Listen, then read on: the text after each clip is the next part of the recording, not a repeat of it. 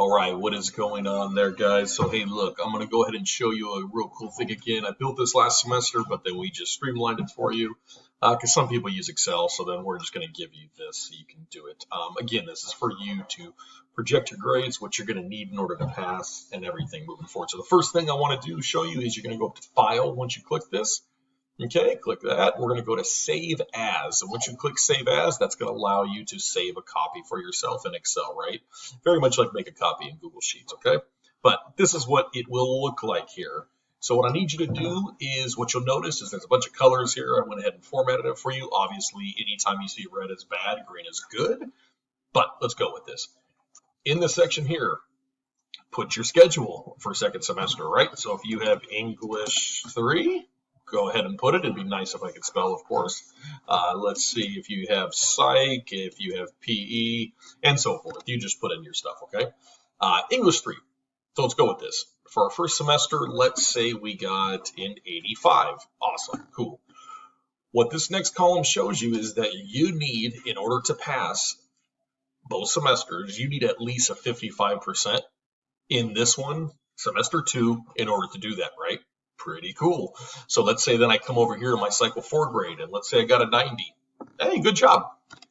Notice here, these zeros are for you to input. So if you want to go ahead and input what you think you're going to get on those projected grades, that'll tell you then what you're going to get in semester 2, right? So obviously you pass because you need a 55 in order to pass it. But let's say you wanted to get more. There you go. I'm going to get 80s. And notice it already computes it. So if you got 80s across the board, including your 90 for Cycle 4, you'd get an 83 in semester 2. Hey, you see how it turned green for you? It's above 70. Looks pretty good. Okay, let's go to Psych. So Psych is a different one because it is a one-semester class. So let's say you just have that.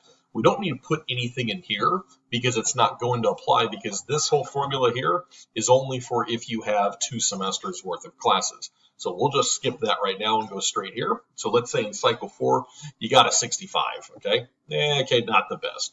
But now we're going to come over here and we're going to put in these. And notice, oh man, if I got 70s for the rest of the cycles, including the final, I would still only get a 68.5%. And notice it's red, means you would fail that. So then what you can do is come in here and tweak it and say, like, you know what, maybe if I get an 80, okay, maybe if I raise this to 75, notice there how it changes it, right? So it really lets you work on things for yourself.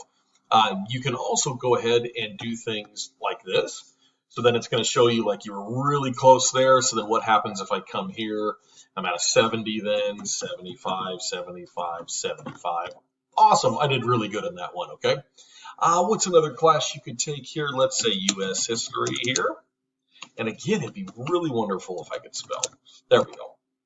Let's say, for example, you got a 45. Ooh, it's telling you you need a 95% in order to pass the class, because remember, we have composite grades that if you get a 70% average for both semesters, you'll pass. So it's saying in order to composite grade, you need a 95% in U.S. History B to pass that.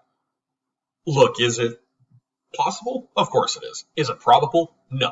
But we're going to look at that. So then let's say this time I got an 80. Good job. Then it can kind of still, you can kind of put yourself there where you need to. And notice, let's see. Ooh, I got a 91 here. Pretty close, but I needed the 95 in order to composite grade. So what you would do then is you would get credit for semester 2. You wouldn't get credit for semester 1, okay? So that's just the way to look at it. So again, the stuff on over here to the left of this black bar here, this is going to show you just quickly what you would need to get in semester 2 in order to pass the whole entire class. Over here to the right of the black bar, this is showing you if you input these different cycle grades, Cycle 4, Cycle 5, Cycle 6, and your final, what you would get for that, okay? So use this as a projection tool. It's a great way for you to kind of see where you're at, what you need to do in order to help yourself get better, or are you actually going to pass the class? Are you not? You know, those are things you want to start looking at now before spring break, so you know there's plenty of time to make corrections.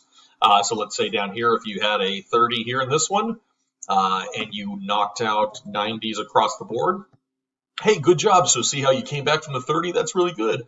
But if you only got this, you know, theoretically you did better, see, you would still fail the class, okay? So you want to project that and know that, and maybe that's a conversation you have with your teacher then, 5th period, and go back and say, hey, is there any work I could do in cycle 4, even though it's over, to up that grade. Again, the more knowledge you have for yourself, the better you are in this one. If you have any questions, let me know. But again, it's a pretty cool formula for you to use to be able to look at where you're going and really take advantage of this, because it's ultimately down to you in this one, okay? Thanks, guys.